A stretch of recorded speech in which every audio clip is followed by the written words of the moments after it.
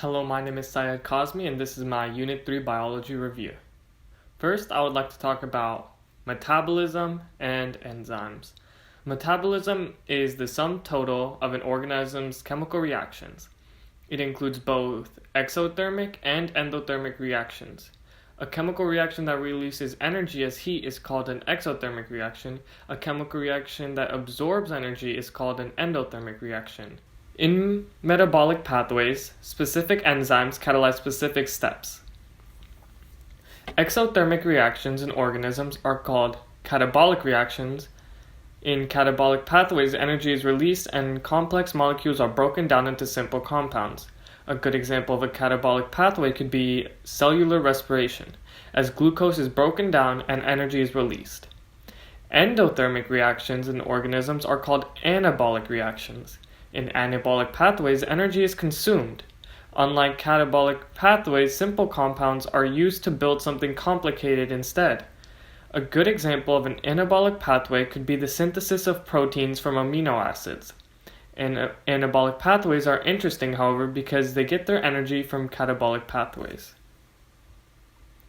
Enzymes can be regulated by other molecules that either increase or reduce their activity. Molecules that increase the activity of an enzyme are called activators, while molecules that decrease the activity of an enzyme are called inhibitors. Inhibitors can prevent enzymes from catalyzing reactions either permanently or temporarily, depending on the situation. Competitive inhibitors resemble the substrate and compete for access to the active site, while on the other hand, non-competitive inhibitors bind somewhere on the enzyme other than the active site, which changes the shape of the active site, making it less effective. In allosteric regulation, a protein's function at one site is affected by the binding of a regulatory molecule to a separate site. Allosteric regulation can either inhibit or stimulate an enzyme's activity. Feedback inhibitors switch off at an early step in the metabolic pathway, making it unable to proceed. This prevents the cell from wasting valuable resources, making an unneeded product. Moving on to photosynthesis. Photosynthesis is the process used by plants to capture light energy from the sun and use it to make food. All life on Earth gets its energy directly or indirectly from photosynthesis. In the light reactions, water is split, providing a source of electrons and protons, and oxygen is given off as a byproduct.